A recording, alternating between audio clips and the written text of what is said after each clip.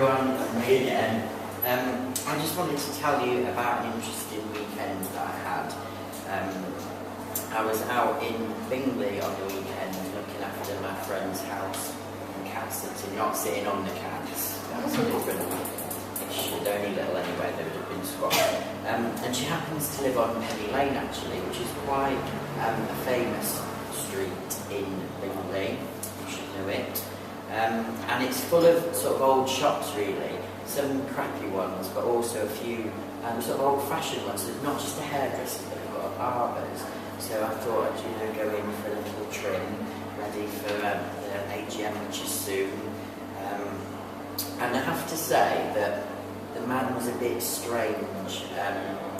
Well, the barber was a bit strange, but it was full of quite strange customers in Bingley, which is near Bradford. I know you're very surprised to learn all that. It was quite a little hilly place. That's not why I was attracted to go there. Like I say, it was on the same road my friend lived. And in the corner there was a banker, and it was absolutely, excuse my French, pissing it down outside.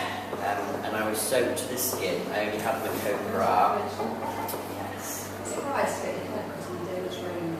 Well, I'm not a girl, so I used to have really long flowing locks, but now it's quite shorter. It's not too bad, because otherwise it would go really frizzy, but it's okay. But thank you for that. So yeah, so, it was pissing it down, excuse my French, and this banker was sat in the corner looking a bit dodgy, and looking like a drowned rat. So I was a bit wet, but at least, I had my coat and bra to protect me. And apparently he never wore a Mac, which is very strange.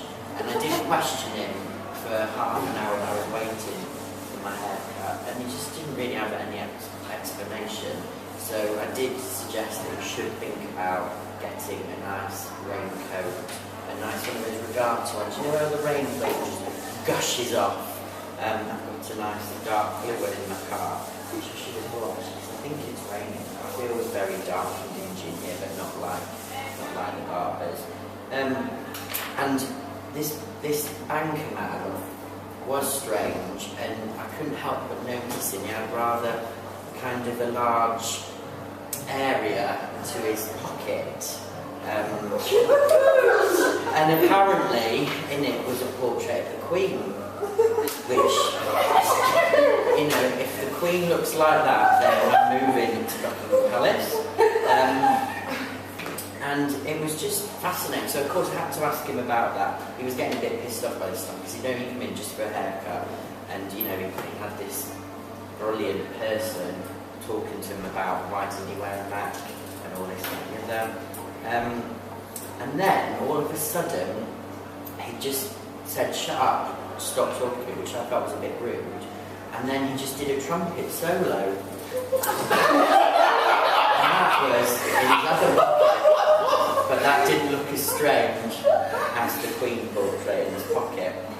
So, you'd think, who else would go to this barber's? I mean, there was all sorts of there. And then this pretty nurse walked in, and I was like, we're only in September, well, not even quite September, but she was selling poppies from a tray. But bless her, she thought November hadn't come last year yet, so she was still a bit behind.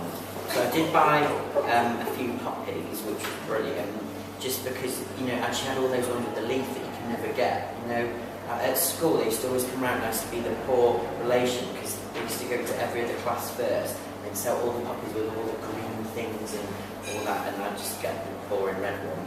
But anyway, I managed to get one, which was brilliant. She wasn't selling Macs either, so I did give her a tip as a business opportunity. She came back, the banker should be there, really. So, as I said, we see the banker was sitting waiting for a trim, and you never guess who walked in then. A fireman rushed in, actually. Well, I think I had bloody portraits of the Queen in my pockets after that.